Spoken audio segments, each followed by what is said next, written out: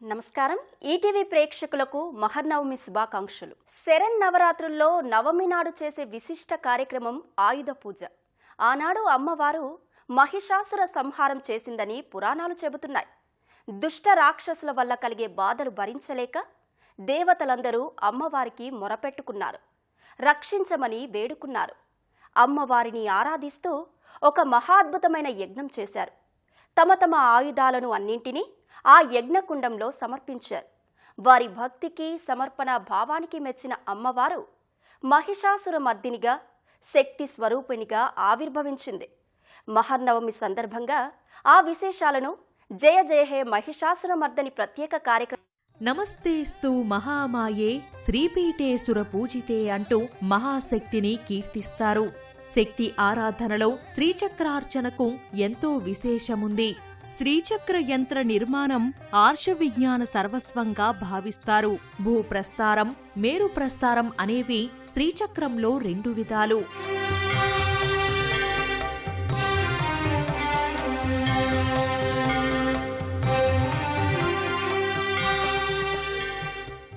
శరన్నవరాత్రులలో ముఖ్యంగా మహర్నవమి రోజున శ్రీచక్ర దర్శనం, ఆరాధనం విశేష ఫలితాలను కలిగిస్తుంది.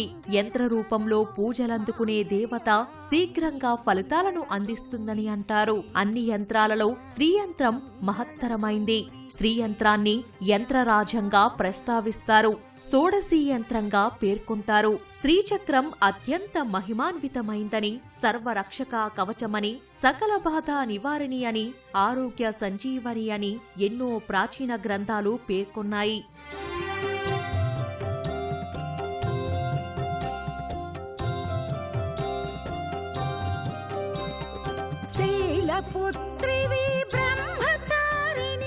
అష్టాదశ శక్తిపీఠాలకు శ్రీచక్ర విద్యకు అవినాభావ సంబంధముంది. ప్రతి దేవాలయంలో గర్భాలయంలో నెలకొనే మూల విరాట్టుకి అడుగు భాగాన శ్రీచక్ర యంత్రం ప్రతిష్టమై ఉంటుంది. శ్రీచక్రంపై ఆయా దేవతల మూలమంత్రాల బీజాక్షరాలు రాసి ఉంటాయి. శ్రీచక్ర ఉపాసన 64 పద్ధతుల్లో చేస్తారు. 64 యోగినీ శక్తులతో పరమశివుడు కాశీనగరంలో స్థిరపడినట్లు స్కందపురాణం వివరించింది. అందుకే 64 సంఖ్యకు ప్రాధాన్యత ఏర్పడింది. శ్రీచక్రంలో 3 పరిధులుంటాయి. ఇవి 3 రమ్మలకు ప్రతీకలు. వాటి నిండా షోడశ దళాలుంటాయి. ఈ షోడశ దళాల మధ్యలో అష్టపద్మ దళాలుంటాయి. ఈ అష్టపద్మ దళాలు అష్టలక్ష్ములకు సంకేతం. ఈ అష్టదళాల మధ్య 14 త్రికోణాలుంటాయి. ఇవి 14 శక్తులకు ప్రతీకలు. 10 త్రికోణాల మధ్య ఉండే 8 కోణాలు అష్టదిక్పాలకులకు సంకేతాలు. ఈ మధ్యలో త్రికోణం లక్ష్మీ స్థానం. ఈ మధ్యలో బిందువు భగవతీ స్వరూపం. శ్రీచక్రానికి ప్రధాన కేంద్రం ఇదే. దుర్గా హరిహర బ్రహ్మాది దేవతలర్చించు పరమశక్తివే శ్రీ దుర్గా. సృష్టిలో ఎంతమంది దేవీ దేవతలైతే ఉన్నారో 3 కోటి దేవతలు కూడా ఏకకాలంలో అర్చన చేసిన భాగ్యం ఒక శ్రీచక్ర దర్శనంతో సాధ్యమవుతుంది. శ్రీచక్రాన్ని శ్రీచక్ర మేరువు, శ్రీచక్ర మహామేరువు అని కూడా వ్యవహరిస్తారు. శ్రీచక్ర యంత్ర అధిష్టాన దేవతలైన అన్నపూర్ణ, కామాక్షి దేవీలను ప్రధానంగా ఆరాధించినట్లయితే ఇష్టకామ్యాలన్నీ నెరవేరుతాయని చెబుతారు. తామ్రం, పంచలోహం, అష్టధాతువులు, బంగారం దేనితోనైనా శ్రీచక్ర యంత్రాన్ని తయారు చేసుకోవచ్చు. మామిడి చెక్కపై చెక్కిన శ్రీచక్ర యంత్రం సత్ఫలితాలను ఇస్తుంది. పాదరస శ్రీయంత్రం ఉత్కృష్టమైంది. పాదరసం సాక్షాత్తు శివస్వరూపం. శ్రీచక్రానికి కుంకుమ పూజ లేదా ఎరుపు రంగు పుష్పాలతో పూజ చెయ్యాలి. నిత్య దీపారాధన, నిత్య క్షీరాన్న నివేదన వలన ఆర్థిక పరిస్థితులు అనుకూలిస్తాయి. శ్రీ యంత్ర పూజ జరిగే గృహాల్లో వ్యక్తుల మధ్య పరస్పర అనురాగాలు, సుఖశాంతులతో ఆదర్శప్రాయమైన జీవన పరిస్థితులు వెల్లివిరుస్తాయి. మహర్నవమి, విజయదశమి శుభవేళ శ్రీచక్ర దర్శనం, శ్రీచక్ర కుంకుమార్చన, శ్రీచక్రానికి చేసిన కుంకుమలు నుదుటిన ధరించటం సర్వమంగళదాయకం. మహిషాసురుని నువ్వు సంధించగా విజయమునే నువ్వు బలశాలివై నిలిచి అవతారమై నువ్వు అగుపించవే. విద్యామదం, ధనమదం, అధికారమదం. కాబట్టి ఈ మదములు ఎప్పుడైతే మనిషిలో పెచ్చరిల్లుతాయో వాడు అంధకారంలో పడిపోతాడు, వాడి వల్ల 10 మందికి కీడు జరుగుతుంది. కాబట్టి సమస్తమైన దుర్మదములను అణచి పారవేస్తుంది అమ్మవారు. దానికి ప్రతీకగా 9వ రోజు మహిషమర్దినిగా అలంకరిస్తారు. మహిషాసురమర్దిని రూపంలో ఉన్న అమ్మవారిని దర్శించడం వల్ల మనలో వివేకం కలుగుతుంది, దుర్మదములు నశించిపోతాయి. లోకకంటకుడైన మహిషాసురుణ్ణి చంపిన మహోగ్ర రూపం ఇది. సకల దేవీ దేవతల శక్తులన్నీ ఈ దేవిలో మూర్తీభవించి ఉంటాయి. మానవ నేత్రంతో చూడసాధ్యం కాని దివ్య తేజస్సుతో అనేక ఆయుధాలతో సింహవాహిని అయి ఈ తల్లి భక్తులకు దర్శన భాగ్యం కలిగిస్తుంది. ఈ తల్లి అనుగ్రహం పొందితే అసాధ్యమనేది ఉండదు. ఈ రోజున చండీ సప్త సతీ హోమం చేసిన వారికి శత్రు భయం ఉండదు. దుర్గముడు వంటి అసురుల్ని వధించింది కనుక ఆమె దుర్గా అనే నామంతో ప్రసిద్ధురాలైంది. అష్టాదశ భుజాలతో ఆమె శక్తి రూపిణిగా, ఆమె ఆదిశక్తిగా అవతరించింది. సురనర వందిత సుందర పాదము నిత్యము గొల్సెద శంభు ప్రియే, జయ జయ వ్యాధి వినాశిని మోక్షకరే, ధనధాన్య వివృద్ధికరే, భువనములన్నిటని. ఆమె 16 చేతులలో వివిధ ఆయుధాలు అమరగా మిగిలిన 2 చేతులు అభయవరద ముద్రల్ని ప్రదర్శించింది. నాథశక్తి, శాసక శక్తులను మనం జగన్మాతగా ఆరాధిస్తున్నాం. అనేక శక్తుల ఏకీకృత రూపమే జగదీశ్వరి. జగద్వ్యాపకమైన మహాచైతన్యానికి సంబంధించిన విభిన్న రూపాల్ని వివిధ దేవతాశక్తులుగా సనాతన ధర్మం ప్రతిపాదించింది. ఈ శక్తి రూపాలకు అనేక నామాలు ఏర్పడ్డాయి.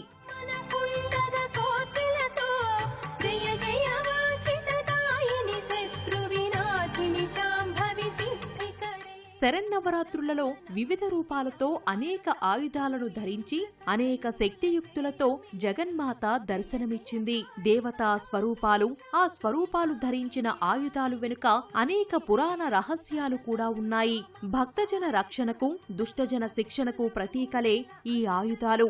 సజ్జన శుభంకరి, దుర్జన భయంకరి అయిన ఈ జగన్మాత విశ్వమోహినిగా, విజయ విలాసినిగా ప్రకటితమైన మహాపర్వదినం మహార్నవమి. అరాచక శక్తుల్ని పరిహరించి అనుకూల శక్తుల్ని వృద్ధి చేయడానికి విశ్వజనని విలక్షణ రూపంలో వ్యక్తమైంది. శరన్నవరాత్రులలో 9వ రోజున లోకమాత మహిషాసురుణ్ణి సంహరించి మహిషాసుర మర్దినిగా మనకు దర్శనమిచ్చింది.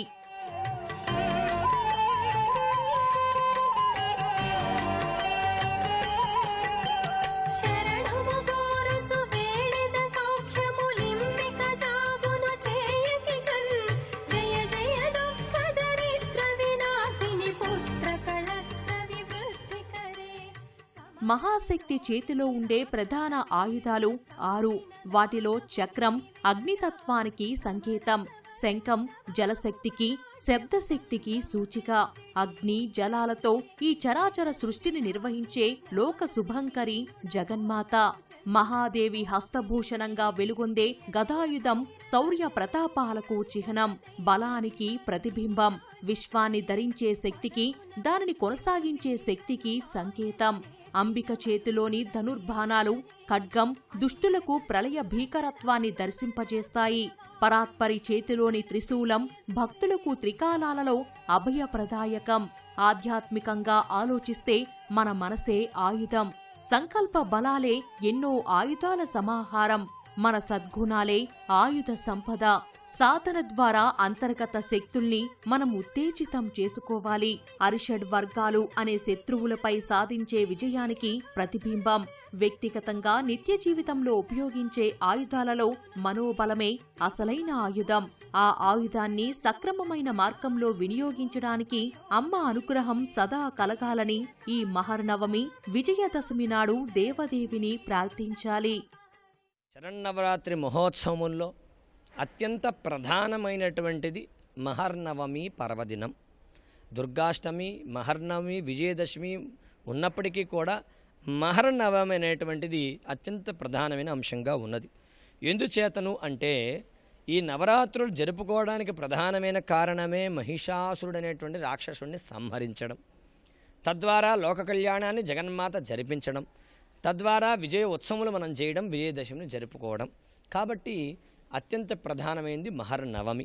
ఆ రోజున మనం అమ్మవారిని మహిషాసుర మర్దిని దేవిగా మనం దర్శనం చేస్తాం. ఆ నామంలో అమ్మవారి యొక్క అనుగ్రహం ఉన్నది. అది మనం గమనించినట్లయితే నేడు మనకి ఎంతో ప్రధానమైందని మనకు అర్థమవుతుంది. మహిషం అంటే దున్నపోటు అంటే పశువు, దానివల్ల ఆసురీ శక్తులు, దుష్టత్వం, దుష్టబుద్ధి, దురాచారము వాటిని మర్దనం చేసే తల్లిగా మహిషాసుర మర్దిని ఆ తల్లి నామం పొందింది. కాబట్టి మనం లోకంలో జీవనం సాగిస్తూ ఉన్నప్పుడు మన చుట్టూ ఎన్నో జరుగుతూ ఉంటే జగత్తులో అవన్నీ మనం గమనించినప్పుడు మనకి మంచేది చెడేది అనేటువంటి విచక్షణ మనం పరిపూర్ణంగా పొందాలంటే భగవద్ ఉపాసన చేత మనం పొందడము, తద్వారా మనం మనలో ఉండేటువంటి అరిషడ్ వర్గములు కామం, క్రోధం, లోభం, మోహం, మదం, మాత్సరం అనేటువంటి ఈ మనకి శత్రువులుగా ఉండి మనలో ఉండి మనని పతనం చేసేటువంటి దుర్గుణములు ఏవైతే ఉన్నాయో వాటిని మనం పతనం చెయ్యాలంటే మనకు ఒక సమర్థత కావాలి, శక్తి కావాలి.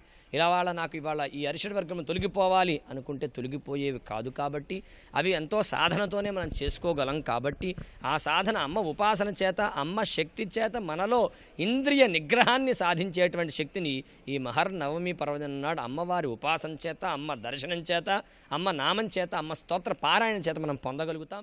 మాతృశక్తికి ప్రత్యక్ష రూపం మహేశ్వరి. దేవతలు, మునులు ప్రజల మనోగతాల్ని అవలోకించి వారి సంరక్షణ బాధ్యతను మాతృశక్తి స్వీకరించింది. దేవదేవి ప్రధానంగా 4 భుజాలతో చతుర్బాహుగా కనిపిస్తుంది. దేవదేవి చతుర్భుజాలు 4 దిక్కులుగా వ్యాపించిన అమ్మతత్వానికి సంకేతంగా నిలుస్తాయి. దేవి భాగవతం అష్టభుజాదేవిగా శక్తిమాతను వర్ణించింది. అష్టదిశలా వ్యాపించిన విశ్వ చైతన్యం మూర్తీభవిస్తే ఆ రూపమే అష్టభుజాదేవి. ఈ రూపం ద్వారా మహాశక్తిని అర్థం చేసుకోవాలి. జగన్మాత రూపం సౌందర్యభరితం. ఆమె శరీర వర్ణం మేలిమి పసిమి ఛాయ. ఈ పసిమి రంగు అనంతతత్వానికి, సహస్ర సూర్య తేజస్సుకి ప్రతీక. అమ్మవారి ఆయుధాలలో, ఆభరణాల్లో ఈ అనంతతత్వాన్ని దేవీ భాగవతం చక్కగా వివరించింది.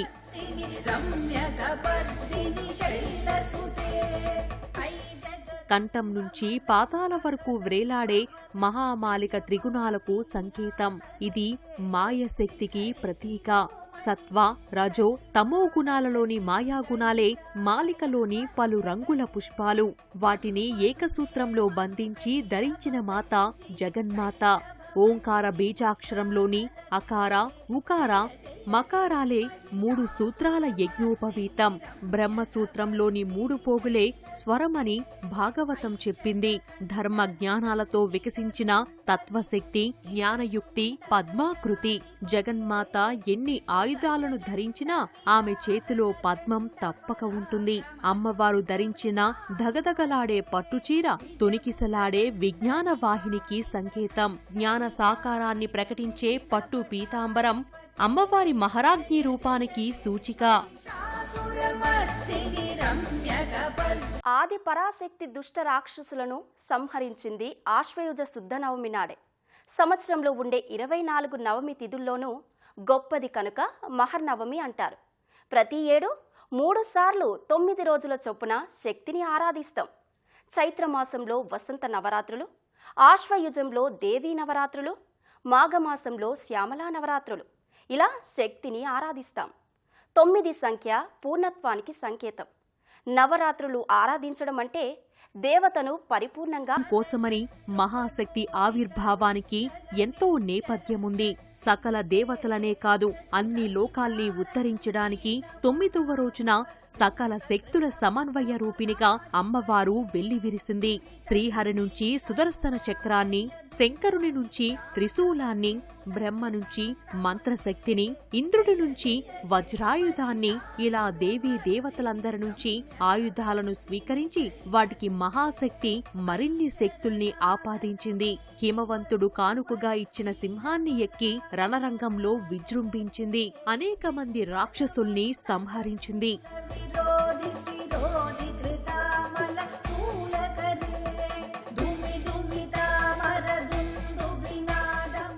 నవమి రోజు రణరంగానికి ప్రళయ భయద రూపిణిగా వచ్చిన మహాదేవి మహిషాసురుని ముందు 1000 చేతులు 1000 ఆయుధాలతో విరుచుకుపడింది. అఖండమైన తేజస్సును చూసి మహిషాసురుడు విభ్రాంతి చెందాడు. భయంతో గడగడలాడాడు, కలవరపడ్డాడు. మహిషుడు కుయుక్తులతో వివిధ జంతు రూపాలలోకి మారాడు. బాణాలను వర్షంలా ప్రయోగించి ఆ రాక్షసుణ్ణి ఎదుర్కొంది. పలు దివ్యాయుధాలను ప్రయోగించింది. వాటి తీవ్రతకు మహిషాసురుడు తన నిజస్వరూపంలోకి వచ్చాడు. ఆ జగదీశ్వరి త్రిశూలంతో అతని శరీరాన్ని తూట్లుగా పొడిచింది. చక్రాయుధంతో మహిషుడు శిరస్సును నరికింది. అసుర శక్తుల నుంచి జగత్తుని రక్షించింది.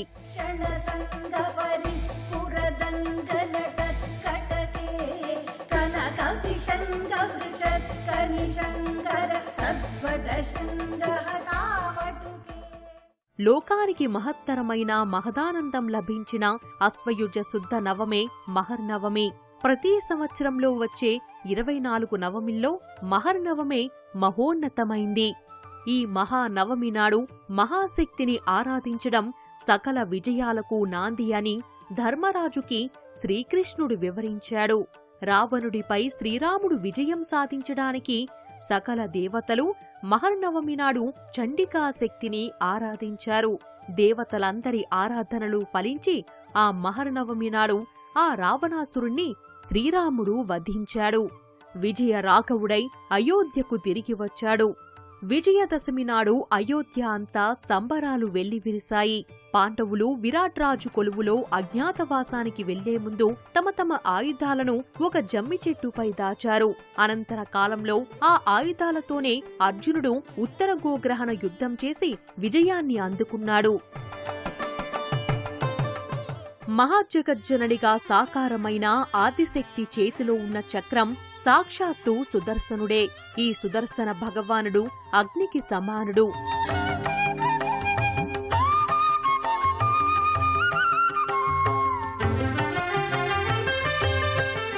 అగ్ని, జలం, శబ్దం, కాంతియుతమైన ఈ సృష్టిని నిర్వహించే లోక శుభంకరి శ్రీమాత. మహాదేవి హస్తభూషణంగా ధరించిన గద శౌర్యానికి, ధైర్యానికి, అధికార దర్పానికి సూచిక. విశ్వాన్ని ధరించే శక్తికి, దానిని కొనసాగించే శక్తికి గద ప్రతిరూపం. అమ్మ శక్తియుక్తులే అమ్మ చెంత నుండే అమ్ముల పొదిలోని బాణాలు.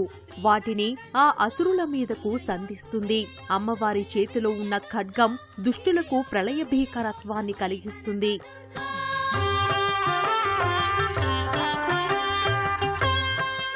శివాని చేతిలోని త్రిశూలం భక్తులకు అభయాన్నిస్తుంది. త్రికాలాలలో వారి సంరక్షణను తానే స్వీకరిస్తున్నానని త్రిశూలం ద్వారా అమ్మ తెలియజేస్తోంది. మహర్నవమి నాడు ఇంతటి విశేషమైన ఆయుధ సంపత్తితో నవదుర్గగా అమ్మవారు అవతరించింది. ఈ అమ్మవారే విజయదశమి నాడు అపరాజితగా దర్శనీయమైంది. సకల శక్తులు సాఫల్యమై సమస్త మంత్రాలు సిద్ధించి అఖిల శక్తులు ఏకీకృతమై సమస్త శక్తులు సాకారమైన మహర్నవమి రోజున ఆ మహేశ్వరిని సిద్ధిధాత్రిగా, విజయేశ్వరిగా భక్తులు ఆరాధిస్తారు.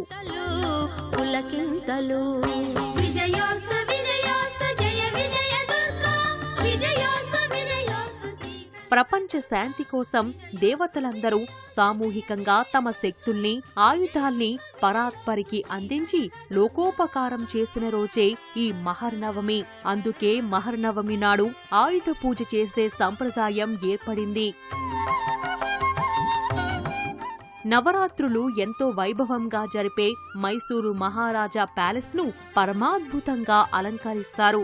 మహర్నవమి సందర్భంగా ఆ అలంకారం మరింత శోభాయమానంగా చేస్తారు. ఆ మైసూరు దసరా ఉత్సవాల వైభవాన్ని స్వయంగా చూడాల్సిందే తప్ప వర్ణించశక్యం కాదు.